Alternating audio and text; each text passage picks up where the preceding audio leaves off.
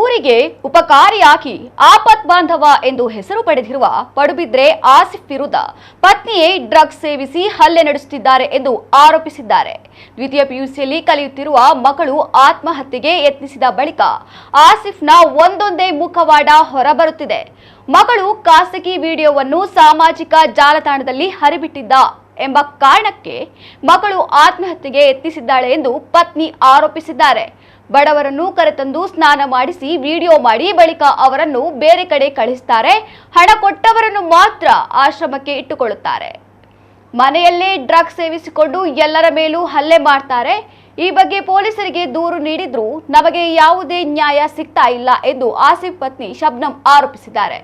ಇತ್ತೀಚೆಗೆ ಆಸಿಫ್ ಪತ್ನಿ ಶಬ್ನಂ ಮೇಲೆ ಮಾರಣಾಂತಿಕ ಹಲ್ಲೆ ನಡೆಸುವ ಸಿಸಿಟಿವಿ ದೃಶ್ಯ ಕೂಡ ವೈರಲ್ ಆಗಿತ್ತು. ಸಮಾಜದ ಮುಂದೆ ಸಮಾಜ ಸೇವಕನೆಂದು ಮುಖವಾಡ ಹಾಕಿಕೊಂಡ ಆಸಿಫ್ ನಿಜ ಮುಖ ಏನು ಅನ್ನೋದು ಸಮಾಜಕ್ಕೆ ಗೊತ್ತಾಗಬೇಕು ಎಂದು ಪತ್ನಿ ಶಬ್ನಂ ಆಗ್ರಹಿಸಿದ್ದಾರೆ.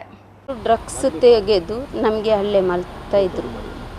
ಮನೆಯಲ್ಲಿ ಬಂದು ನಮ್ಮ ಎದುರುಗಡೆಗಿನ್ನೇ ಬಂದು ಎಳೆಯುವುದು ಎಲ್ಲ ಮಾಡ್ತಾಯಿದ್ರು. ನಮಗೆ ಒಂದು ಸಲ ಸಿಕ್ಕಿ ಅದು ಮಗಳಿಗೆ ಸಿಕ್ಕಿ ಮಗಳಿಗೆ ಹೊಡಿಲಿಕ್ಕೆ ಹೋಗಿ ಅದೇನು ಮಾಡಿದ್ದೀಯ ಅಂತ ಎಲ್ಲ ಏನು ಸಿಕ್ಕಿತ್ತು? ಅದು ಅದೆಂತ ವೈಟ್ ಪುಡಿ ಅಂತ ಸಕ್ಕರೆ ಥರ ಇತ್ತು. Brown sugar. ನಿಮಗೆ ಯಾವ ರೀತಿಯ ಸಮಸ್ಯೆ ಮಾಡ್ತಿದ್ರು ಅವರು? ನಮಗೆ ಒಡೆಯುವುದು ಬಡಿಯುವುದು ಎಂತಾದರೂ ಸುಮ್ಮನೆ ಯಾವುದು ಕಾರಣ ಇಲ್ಲ ಸರ್. ಯಾವುದಕ್ಕದು ಒಂದರಾದರೂ ಅವರು ಒಟ್ಟಾಸಿ ನಮಗೆ ಒಡೆಯುವುದು, ನಮ್ಮ ಮೇಲೆ ಹಲ್ಲೆ ಮಾಡೋದು ಅಷ್ಟೇ. ಊರಿಗೆ ಮಾತ್ರ ಅವರು ಉಪಕಾರಿಯಾಗಿ ಜನಗಳಿಗೆ ಅಂದರೆ ಅವರ ಹೆಸರಿಗೋಸ್ಕರ ಗೊತ್ತಾಯ್ತಾ, ಅಂಥ ಆಪತ್ ಬಾಂಧವೇನವರಲ್ಲ.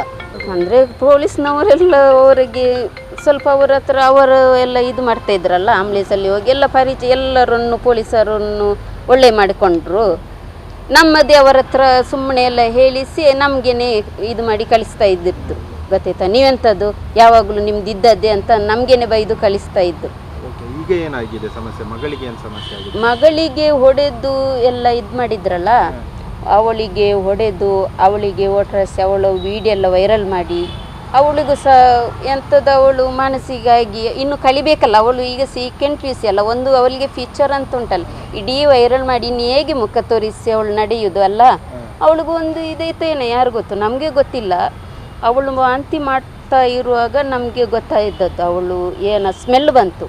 ಆವಾಗಲೇ ನಾವು ರಿಕ್ಷಾ ಮಾಡಿಕೊಂಡು ಇಲ್ಲಿ ಬಂದು ನೋಡುವಾಗ ಅವಳು ಪಿನೈಲ್ ಅದು ಒಳ್ಳೆ ಅರ್ಧ ಬಾಟ್ಲಿ ಕುಡಿದಿದ್ದಾಳೆ ಅಂತ. ಸುಸೈಡ್.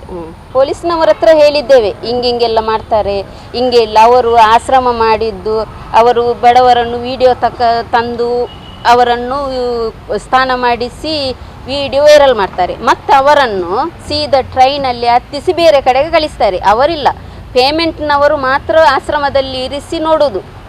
ಹಾಂ, ಇದು ಸಮಾಜಕ್ಕೆ ಮಾತ್ರ ಆಪತ್ತು ಬಾಂಧವ ಅಂತಾರೆ. ಅವರ ಹೆಸರು ಬರಬೇಕಲ್ಲ.